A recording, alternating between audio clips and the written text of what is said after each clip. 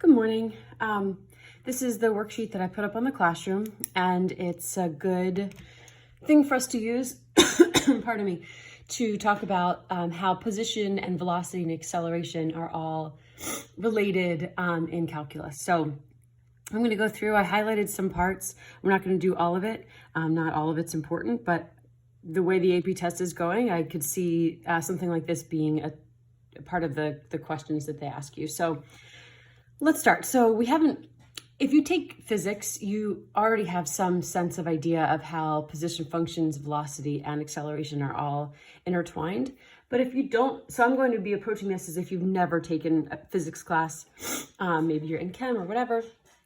So the idea is if we start with a position function, so position functions for us are often given the letters S of t. If you're in, goodness, if you're in physics, you've probably used the notation x of t. But position literally tells us how high off the ground something is.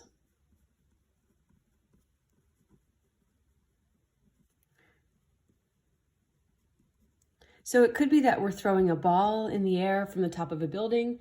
It could be that a rocket is launching.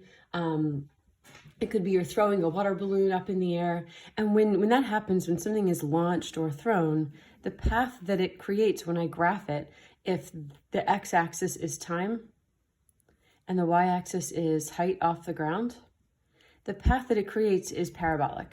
So you've probably seen this in Algebra 2, I think, or maybe pre-calc, I think Algebra 2, you guys did a water fountain problem showing that the water as it comes out of the water fountain has this parabolic motion. So you're basically calculating where the water was, how high it was off of the water fountain over time. So anyway, you get this parabolic graph. It doesn't have to just be how high off the ground something is. It can be how much to the left or the right of the origin is something. So we'll have problems that say something is traveling along a number line, and this is modeling its distance away from the origin. So it would still follow the same path if I graphed it on instead of the y-axis being height, the y-axis would be distance from the origin, and then the x would still be time. But for at least the first problem, let's go with how high off the ground something is. So anyway, if you understand that the position function, which we call S of t or x of t, represents how high off the ground something is. Well, to find the velocity of that thing, so you're given an equation to tell you how to find the position. If I take the derivative of s or the derivative of x of t, this gives me velocity.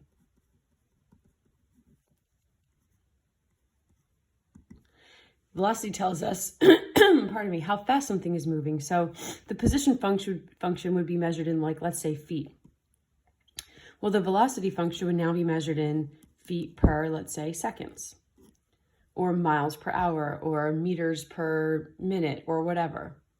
So velocity is a rate. Well, yeah, duh, because I just took the derivative of something. So when I take the derivative of something, that's telling me a rate. It's telling me how fast something is changing. So if position is something is a certain number of meters off the ground, and I take the derivative of that, well, that's how fast those meters are changing over time. I'm taking the derivative with respect to time. So that's how fast is this moving? How many meters am I changing as time goes by? So when I take the derivative of position, I get velocity, which again is a feet per second type thing. Let me also say about velocity. Velocity also tells us what direction we're moving. So we'll fill this in down here a little bit too, but when velocity is positive, I'm going to be moving up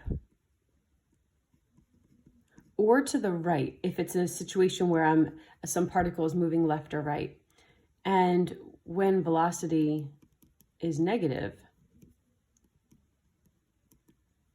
I'm moving down or left.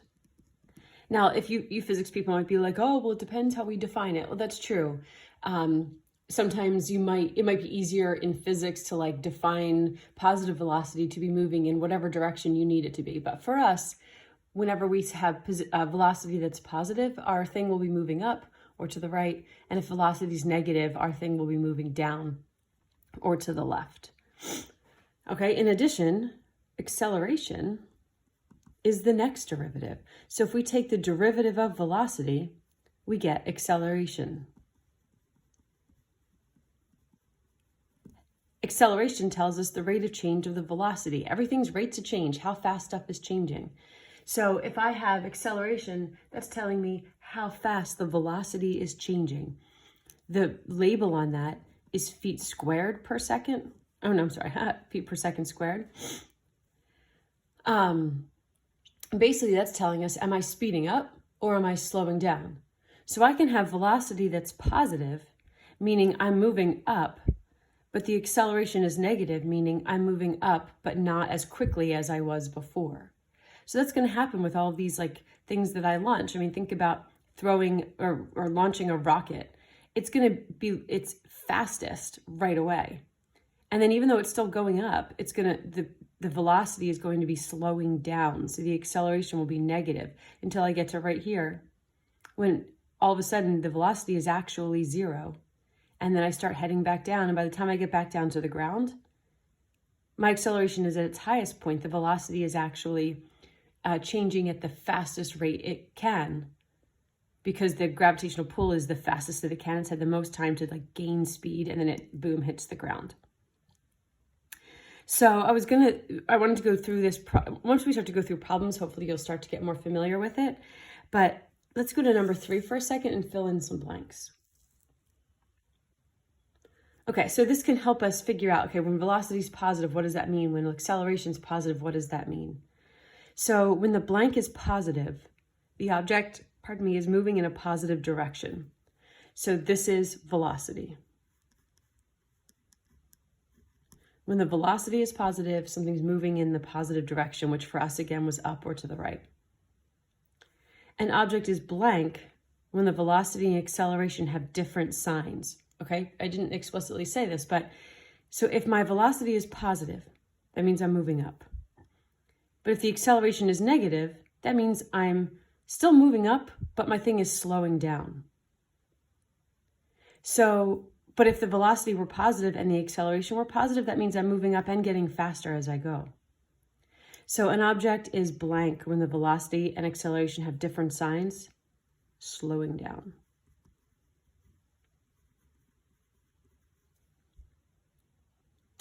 An object is stopped when blank is 0. So sometimes people will say, oh yeah, okay, when the position is 0. Well, that doesn't make any sense. If the position is 0, that means it's 0 feet off the ground. That means it's here, or maybe I started at the ground level as opposed to starting up there. So that doesn't mean that okay, some people will still think, okay, well, yeah, but it stopped once it hits the ground. But yeah, it hits the ground. Oh, wait, what is the problem saying? An object is stopped when blank is 0. So it doesn't, when it hits the ground, it's not stopped until like a tiny little fraction after it hits the ground. The thing is actually stopped right here. We have a velocity that's positive and a velocity that's negative, and it's actually in midair for that one split second, kind of stopped. So now when I look at it, I don't love the way it's asked, but a velocity is, or an object is stopped when velocity is 0. It'll make more sense, I think, as we do a couple problems. The last question, speed is always positive because it's the blank of velocity. So when we talk about how fast something is going, we never worry about what direction it's going. So if someone said, what's the velocity? That could have a sign. Velocity is positive or negative depending on its direction. But if we're asked just about its speed, we'll always have a positive answer, because if I'm going 25 miles an hour, I don't care if you're going up or you're going down, it's still 25 miles an hour, that's your speed. So speed is the absolute value of velocity. Okay, let's look at an actual problem. So number 2, blah, blah, blah. We got stupid Bugs Bunny. Anyway, so he shoots something, a warning shot up into the air, and this is the position function. This is the thing that's going to model the height off the ground. So this is going to be a calculator problem. A lot of these will be. So go to your calculator. I already put the function in. So when I graph this, this should be our position off the ground, or our height off the ground, our position function. When I graph this, I'm going to want to see a parabola. Well, watch what happens when I graph it. I get that. It's terrible. So I want to be able to see that parabola. Well, if I go to menu and I go to window and I go to zoom fit, it doesn't really work well. Watch, if I go to menu, window, and I go all the way down to zoom fit, which is what a lot of people like to do. It gives me that, which maybe shows the beginning of a parabola, but I don't love it. I want to see the whole thing. So I'm going to go back and manually do the window settings myself. Well, I can see that like this is at 1357. That's maybe going to be about how high it goes, but the X is only at 10. So let me go to window again and go to window settings.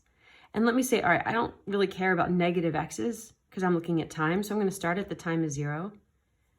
My X went to 10. I'm going to go all the way over to like 30 to see as far over as I think makes sense. For the Y, I don't care when the thing is at a negative height above the ground. That's not going to have any relevance to us. It had the highest height as that when I went to zoom fit. So I don't know, I can keep it or whatever, make it 1300. Oh, wow. So I'm still not even seeing the whole thing. Let me go back and change that again. Menu, zoom, window settings. So definitely I'm not seeing enough X. I'm going to go all the way to 100 on the X and see what happens. Okay, there we go. Now I'm seeing more of it. I don't really see the height, but if I try to find that, it will be okay. Let me find, I'll fix it. Window zoom, settings. I'm going to go to like 2200. There we go. Perfect. So it's so frustrating when your calculator doesn't look like the way you want it to look, because then it feels like you can't do the problem. So first of all, find the velocity and acceleration as functions of time. Okay, I didn't even need the calculator for that, sorry. So the velocity is the derivative of position. So negative 2.66 times, oh gosh, I just turned my calculator off. I'm telling you, it is definitely a Monday. 2.66 times 2. So negative 5.32 t plus 135. There's my velocity. And then what's the acceleration? The acceleration is negative 5.32. So basically that means if the acceleration is negative all the time, that means like I'm going to be pulling this thing back down to the ground. But anyway, what is the position of the shot when the velocity is 0? Okay, so like try to stay in your lane and figure out what the heck they're saying. What is the position when the velocity is 0? So first I have to figure out when is the velocity 0. So I want to take this velocity function and set it equal to 0 and solve. So I'm going to have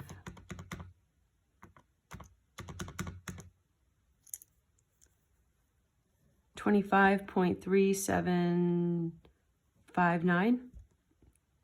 So what is the position when the velocity is 0? So what is the position at time equals that?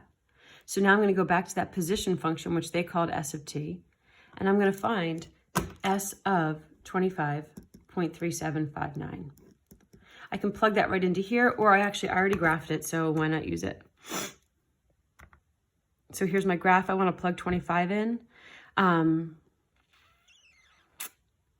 I thought there's a way to do that. If I press Control T, it brings up a table, but I don't know if I can put values in here, can I? No.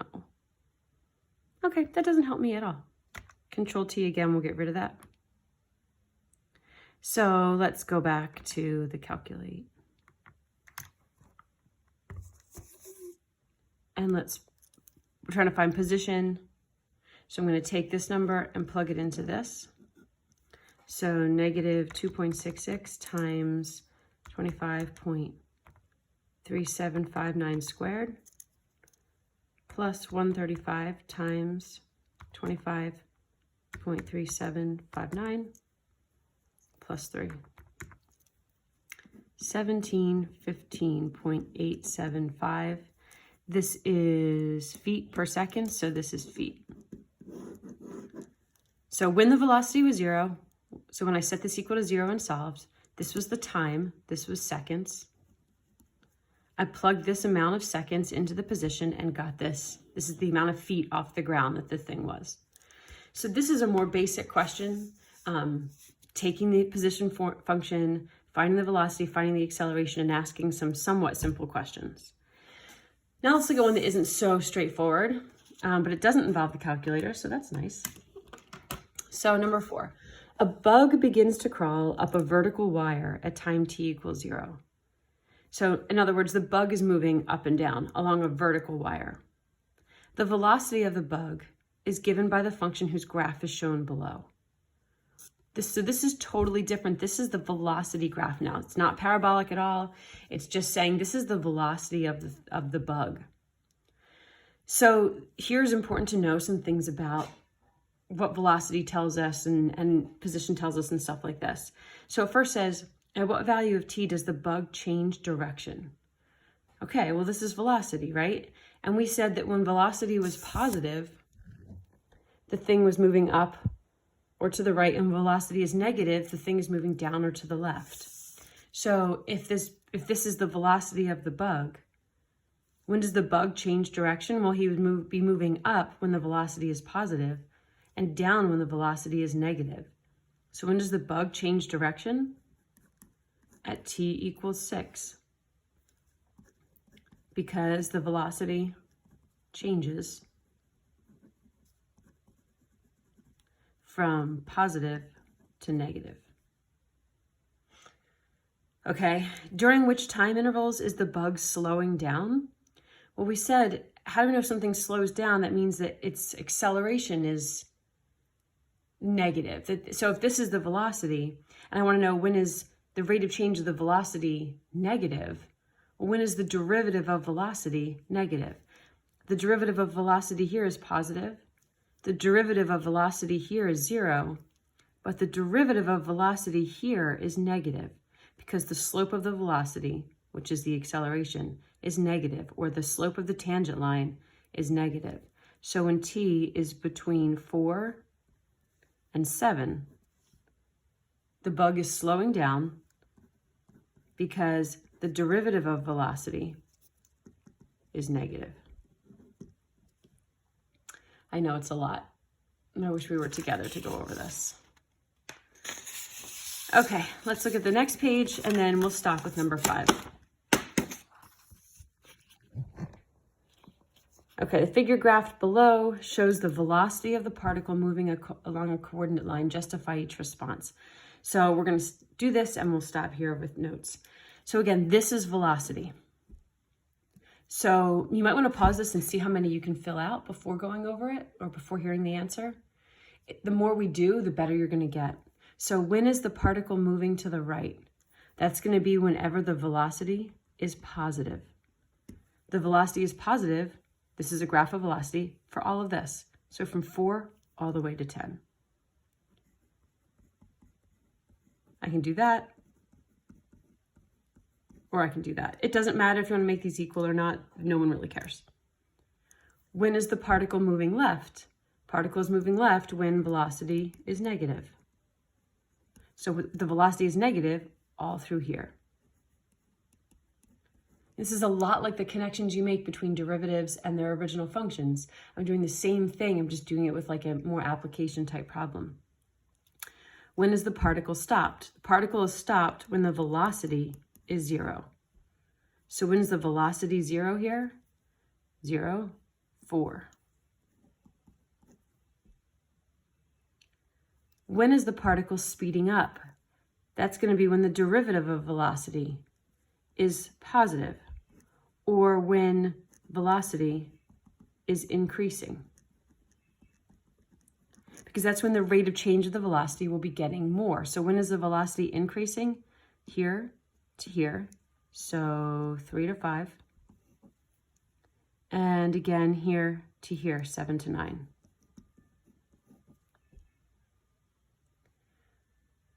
E, when does the particle change direction? So the particle changes direction when the velocity goes through the x-axis. Because again, when the velocity is negative, my position is moving to the left or down. And when velocity is positive, my thing is moving to the right or up. So when do we change direction? Here, at t equals 4. Because velocity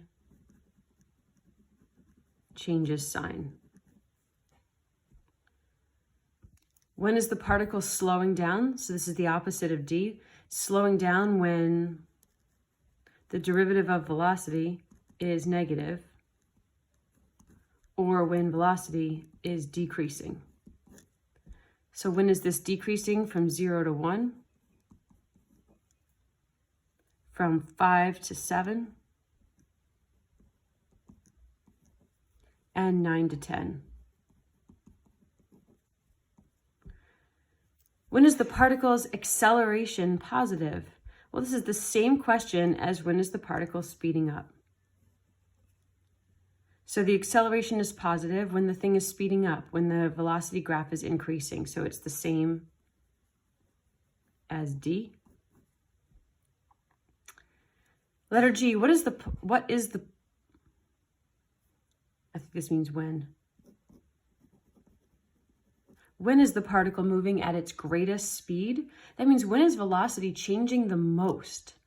When is it the most steep? It doesn't matter really up or down. It's really saying when is the slope of velocity at its greatest?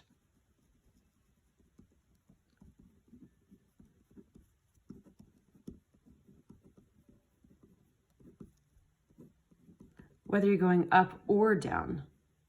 Doesn't really matter. So it looks like here I have a really steep slope. My slope is a change of 4 over 1. And here I'm still a change of 4 over 1. And here I'm still a change of 4 over 1. So this is not as steep, not as steep. This might be the same. No, 2 over 1. So here and here. So when is the slope of the velocity the greatest? That would be from 0 to 1 and from 3 to 5. And last, when is the particle's acceleration negative? Well, that's the same thing as when is the thing slowing down, same as F. So it's a lot, right? It's a lot to take in. It feels confusing, but go back to the original idea that, I don't know where I put it. These are all connected. Position, velocity, acceleration are all connected. Try to read each question and ask what figure out what they're asking you. Go through the assignment that I already assigned and go try the velocity ones again. So they would be numbers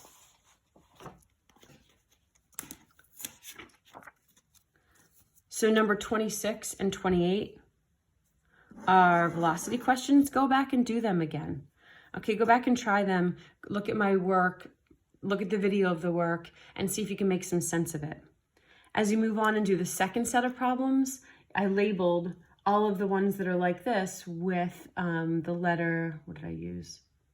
The letter D, because all of these new problems in this new set, so I printed them out here, but like F, A, whatever. But so when I label the ones with the letter D, those are the velocity acceleration ones. So go try them as well. All right, good luck.